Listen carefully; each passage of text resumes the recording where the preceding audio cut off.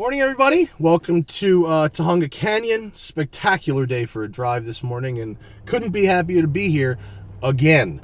This is Mitch. Thanks for coming back again. Yeah, no Mitch was a victim of our month-long round of audio failures, and he's kind enough to return with his Camaro SS. It's been a while, so Remind me what's in this car. It's an LS1 that's been modded to an LS6, so you got the LS6 heads, cam. It's got a Stage 2 Tick Performance T56, all kinds of suspension bits from Eibach, sway bar, springs, panhard bar. And if I recall, you're running a 305 square stance in this car? Yes, I am. Yeah, that's the move, isn't it? Yeah. So Z28 style square stance. And if I recall, this car is quite loud. So yes, it's very loud. And I'm louder than you, so try and speak up if you can. I'll do my best. Oh, yes. Well, that literally fired on the first crank. Yeah. Oh, yes. All right. Yeah. Now, I don't remember the specifics of this car. What I do remember is that this thing is really cool. It drives really good. So let's have a go.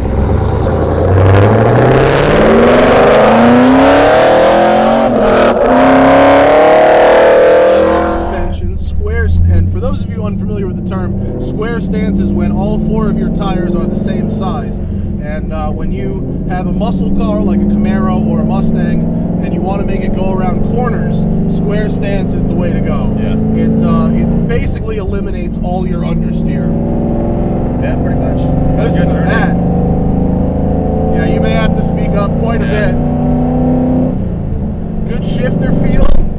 Every time I get in one of these things, I am always surprised at how direct the steering is. It just doesn't look like a car that would have direct steering, and yet it does. C4 Corvettes, same thing. Yeah, they do.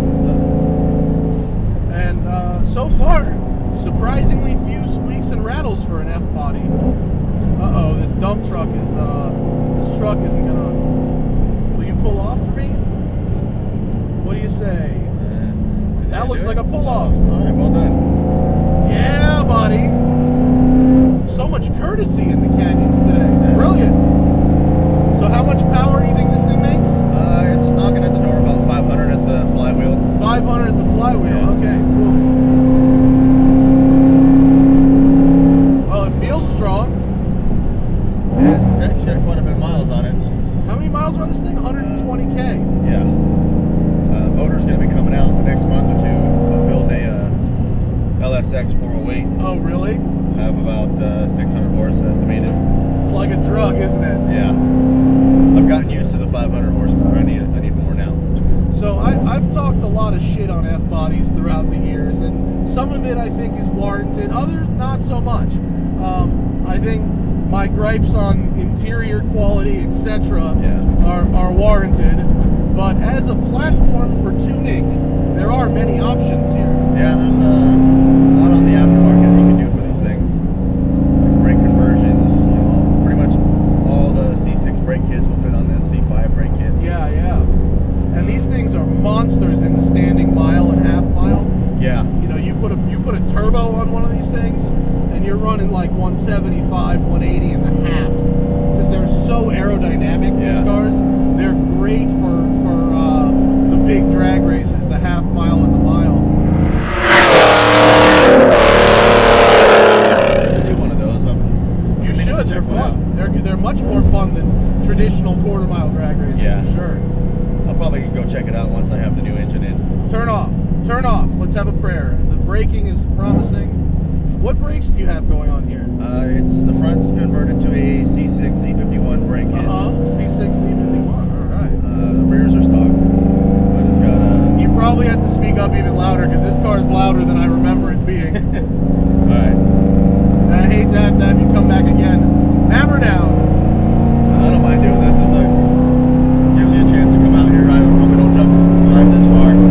No one's gonna hear any of that. Tell me again. As I normally don't drive out this way, so it's nice to, see different roads. Oh yeah, well this road is perfect for this car. It's got these nice open sweepers. What I'm noticing here is as I'm on power, you hit bumps and it doesn't hop, nothing. The back end really stays planted. Yeah, it's. I haven't really done anything as far as tuning. I just pretty much bought a bunch of stuff you buy, on Summit or online. Just like a spring and a sway bar.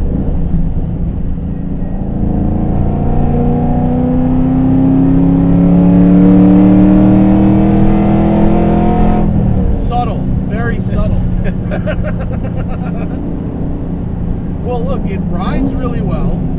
It drives predictably. It doesn't seem to have too many vices right out here. I mean, I don't know what happens when you get to the absolute limit, but the front is very planted. It goes right where you point it, full confidence, and the back is not upset by bumps. The back stays right where it is too. And with this much tire on it, unless you're intentionally trying to slide it, you're not really going to get oversteer, even with upgraded power. I mean, a 305 at all four that's a big tire, and it's got plenty of grip to go around. I hope everyone can hear you because this is a very loud car, but it's. Yeah, I've tracked it a couple times at Auto Club. Yeah. How's it do on the track?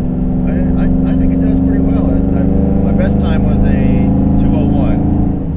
I don't know what lap times it should be at Auto Club. I've never done it with a timer, but I mean, I can imagine this thing's got to go pretty good. Yeah, like I'm way off the pace of a lot of the guys in the vets and the Porsche GT3s. They're running like 142s. Well, you're in a 14-year-old Camaro. Yeah. I don't know if you're aware of that. I'm aware of it. But I just went there a couple times, just kind of get a feel of how it drives on a track. What happens at the limit? What goes first, the front or the back? I was easy on the big NASCAR 1 and 2 because that's a terrifying corner. Yeah. But in the infield, it would come. The SN would kind of kick out a little bit in some of the lower speed corners. Yeah. But it actually handled really well through the S turn that was on the track. It gets a little squirrely on that tight right-hander. Okay. It's like a decreasing radius. Very late apex. Yeah. That one's a tricky corner. I did wear the brakes out there. Did you? Yeah. I pretty much. The difference in temperatures between even a spirited canyon drive and a 30-minute track session. Yeah. Huge differences. There's a lot of cars that have brakes that are totally up to this, but you get them really, really hot on a racetrack. A couple 130, 140 mile an hour big stops. Yeah. And all of a sudden you're left with nothing. Pretty much is what happened. I tried to make the corner, but it just ended up like sliding out. Oh, really? With the grass. Yeah. And what tires are you running? It's a Continental Extreme Contact. Oh, how do you like them? I actually like them a lot. There was a significant difference from my last set, which were a Bridgestone Potenza 760. I'm always interested to hear what people think about the tires. Yeah, I did notice a difference. They're good. They're good for out here. I mean, again, not at the limit, but they're not too loud, and I've got some confidence in the corners. It's nice. Yeah, I kind of wanted to compromise. Something that was I could take to the track and it would be a decent tire, but still be a decent tire on the road.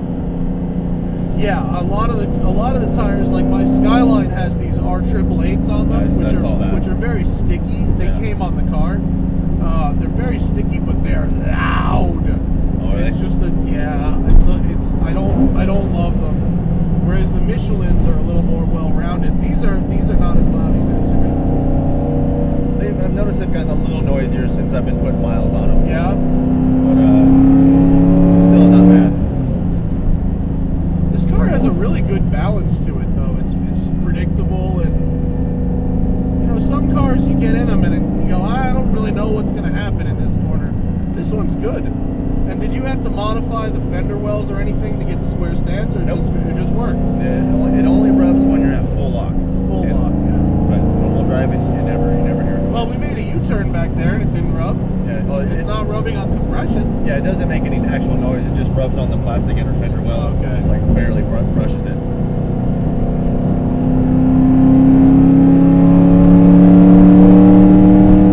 Great power. Not a surprise to you, I imagine, but very strong. Yeah, it's good. Yeah. Now it's warmed up. It's good to go. I'm coming around on these cars, Mitch. Well, I had to come out here and at least prove that they're worth a shit. You had to defend the honor of the F-Body fan club. Yeah, I get it. I saw the video with the Firebird. Oh yeah, well that one was. That kid sold that car and got a much nicer one. He got an SS, yeah, and it is a lot better. But thank you so much for coming back out again. I appreciate it, and your car is really well set up, and it's very quick in the straight line. It's got all the muscle car love about it. And it stops and it turns, and your interior is definitely F-Body. But it rattles less than a lot of the other ones I've seen. And it's T-top, which is fantastic. It is. Yeah. Nice to have in the I kind of wish we went with the top. I bet it's a beast with the top off. It's pretty loud. Just echoing in the canyons. It's you probably wouldn't hear nothing on the audio. I'm sure. I hope they hear it as is. But thanks for coming down again, Mitch. I really appreciate it. And these cars, you find yourself a good one that's still screwed together pretty tight, hasn't been taken apart and put back together. They're like IKEA furniture. They go together once.